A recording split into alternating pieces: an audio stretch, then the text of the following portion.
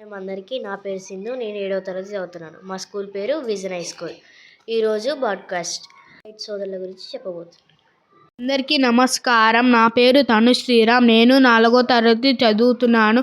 ఈరోజు నేను రైట్ సోదరుల గురించి మాట్లాడబోతున్నాను. విల్బర్ రైట్ మరియు ఆర్విల్ రైట్ అమెరికాకి చెందిన వారు. ప్రపంచంలో మొదటి విజయవంతమైన విమానాన్ని తయారు చేసి మానవునికి ఆకాశంలో ఎగిరే అవకాశం కల్పించారు. 1903 డిసెంబర్ 7న ఫ్లైయర్ విమానం విజయవంతంగా ఎగిరింది. వారి కృషి వల్ల నేడు మనం విమానాల్లో సులభంగా ప్రయాణిస్తున్నాము. వాణిజ్యం, పర్యాటకం రంగంలో విమానాలు కీలక పాత్ర పోషిస్తున్నాయి. రైట్ సోదరుల జీవితం మనకు కష్టపడే విజయం తప్పక లభిస్తుంది అనే సందేశం ఇస్తుంది.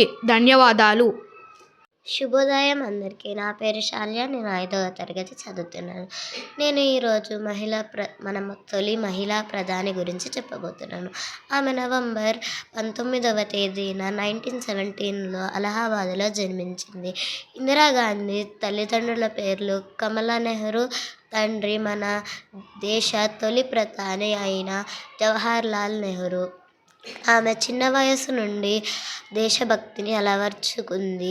ఆమె 12 ఏళ్ల వయసు నుండి తండ్రి జవహర్లాల్ నెహ్రూ దేశ స్వాతంత్ర్యం కోసం బ్రిటిష్ వారిని ఎదిరించి జైలుకు వెళ్లారు. అప్పుడు ఇందిరాగాంధీ గారు తండ్రికి ఉత్తరం రాసింది. ఆమె ఆ చిన్న వయసులోనే 5,000 మంది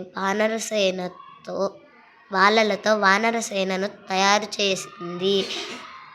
మన దేశ నాయకులకు అవసరమైన వార్తలను చేరవేసేది. ఆమె త్యాగం, పట్టుదల ఇందిరాగాంధీని 14 ఏళ్ల పాటు ప్రధాని మంత్రిగా పనిచేసేలా చేసింది.